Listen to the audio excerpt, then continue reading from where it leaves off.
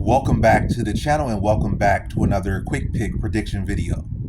In this video, I'll be predicting the welterweight bout between Oban Elliot versus Bassil Hafez. And how do I feel about this one right here? I'm going low confidence Oban Elliot to beat Bassil Hafez. And I could go at average here, but I don't want to jump the gun too quick. Like, oh, he looked so good in his last fight and blah, blah, blah. He looked this last fight.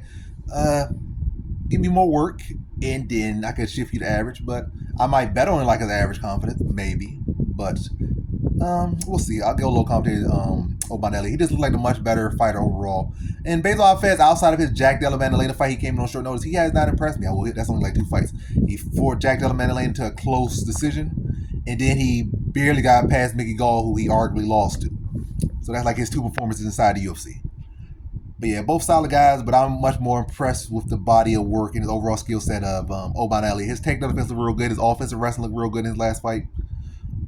Striking looked real clean. I said clean. His striking looked real clean and crisp, and I think he can address the grappling of the wrestling of Bassil Hafez specifically.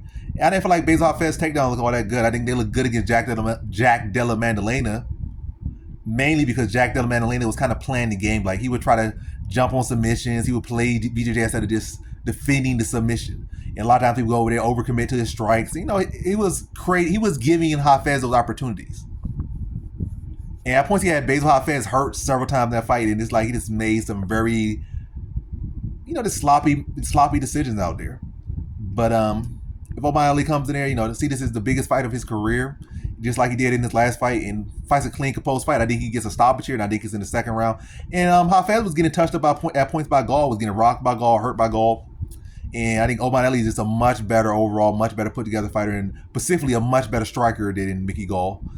And I think if his takedown defense looked as good as it looked in his last fight, his takedown defense, his grappling in general, just his defensive grappling as a whole, look as good as it did in his last fight.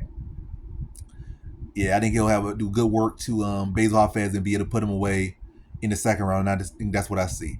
I think Bassil Hafez really don't got no striking defense. Very wide swinging, sloppy striking. He got a lot of heart. He's tough, but lacks a lot of finesse. And I think Oban Elliot has. I think he's the more technical fighter. Should be able to keep this fight where he needs it and should be able to put away Bassil Hafez in the second round.